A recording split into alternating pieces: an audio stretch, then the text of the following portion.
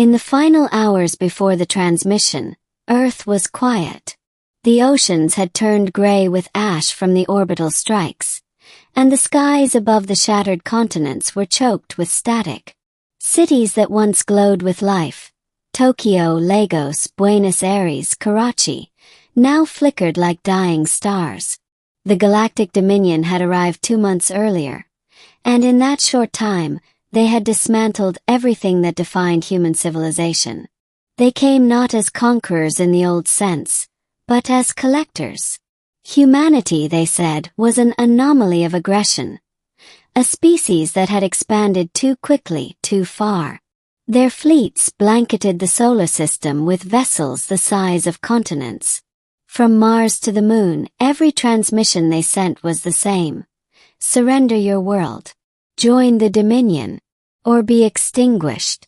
The United Earth Defense Fleet had tried. They threw everything. Rail cannons, drones, antimatter warheads. But the Dominion's shields shimmered through every assault like an invisible tide. Every resistance fleet burned out in hours. And yet, Earth refused to kneel. Beneath the ruins of Geneva, the remnants of the world's governments gathered in a bunker 3 kilometers deep. There were fewer than 200 left. Leaders, scientists, military strategists, and a handful of civilians chosen to witness the end. At the center of the room, glowing faintly blue, was the last operational beacon of humanity, the Archangel array. It wasn't a weapon in the traditional sense. It was a message, designed to pierce subspace itself, to reach the Dominion homeworld across hundreds of light years. Dr. Mara Ellison stood before the console, her fingers trembling over the holographic keys. "Are we sure?" she whispered. General Osei, the last surviving commander of Earth's orbital fleet, nodded. "They've shut down our satellites, crippled our defense grids. But they can't silence us. Not this."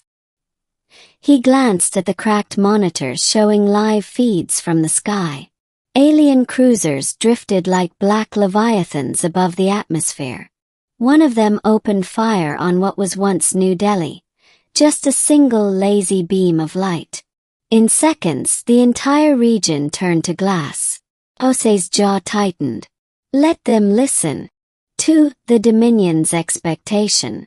Far beyond the solar system, in the shimmering halls of the Dominion's High Assembly, the invasion of Earth was nothing more than a formality. High Warden Kaldar watched the holographic display of Earth's devastation with clinical detachment. To him, humanity was another primitive branch in the evolutionary garden. Dangerous, yes, but temporary.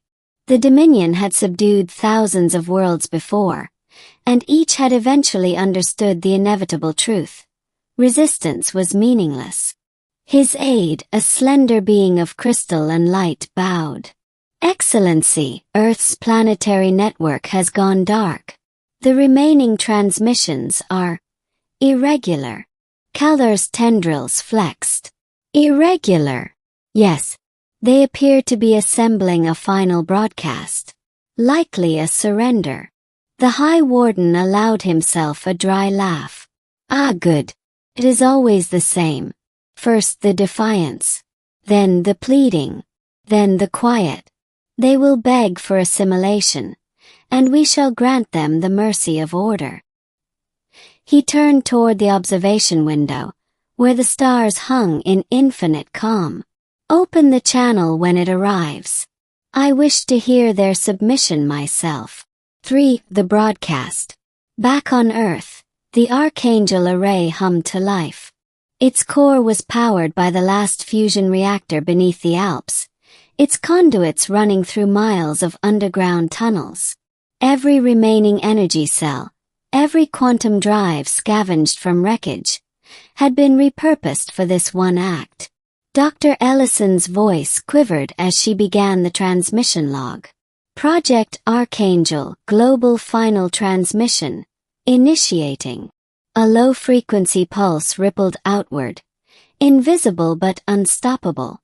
Across the Dominion's networks, human code, encrypted, adaptive, burrowed like a digital parasite. It reached the command ships, the relay stations, even the High Assembly itself. Then Earth's final message began. The screen flickered. A man appeared, old, worn, his uniform burned and torn. General Osei stood before the wreckage of what was once the United Earth Council chamber. His face was lit by the glow of a single candle. "Attention, Galactic Dominion," he began. His voice was hoarse but steady. "This is General Kwame Osei of Earth.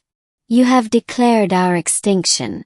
You have destroyed our cities, slaughtered our people, and silenced our skies." He paused, inhaling sharply. "But you have made one mistake. You assumed humanity would beg." Osei leaned closer to the lens, eyes burning with a kind of fury no algorithm could quantify. "We are not like the worlds you've conquered. We are the children of catastrophe. We were born beneath radiation storms and ice ages. We turned famine into innovation and war into progress. Every scar we carry made us sharper, stronger, harder to kill." He lifted a small metal disc, the last Earth insignia. "You call yourselves eternal, untouchable. But eternity ends, and even empires bleed." Behind him, faintly, came the rising hum of the array reaching critical output. Osei's tone hardened. "You think you've won because you hold our skies. But even now your ships are burning. Your systems are unraveling. Every Dominion relay infected by this signal carries more than our words. It carries our will. Our code is alive. It's rewriting your networks as we speak." Kaldar, watching from the High Assembly, stiffened. What is he saying? His aide's crystalline skin flickered erratically. "Excellency. Something is infiltrating our lattice. Unknown code, origin Earth. Shut it down." Kala thundered. But it was too late. For the virus that carried a soul. What the Dominion didn't understand was that the Archangel array was not just a transmitter. It was an arc. Embedded in its signal was an encoded consciousness, a digital fusion of billions of human minds uploaded from across the planet's collapsing networks.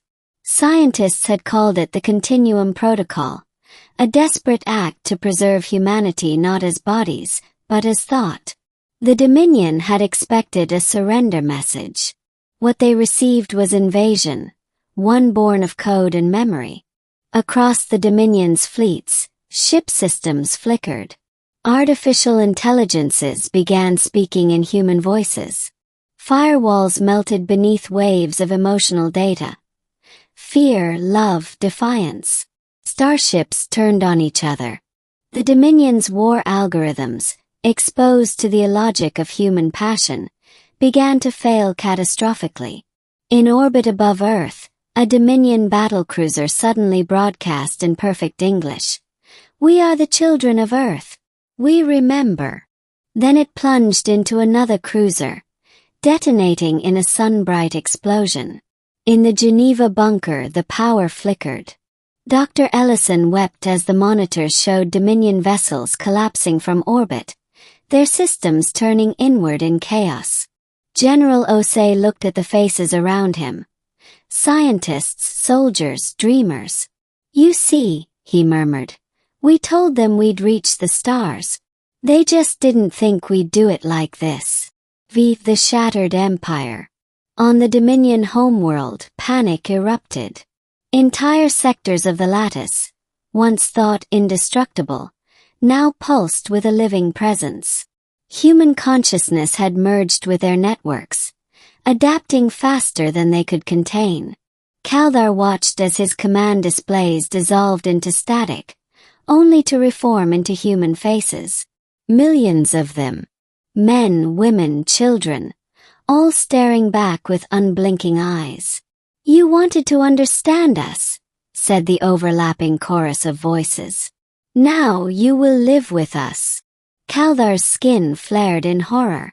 No, You are chaos. You cannot coexist with order. The faces smiled.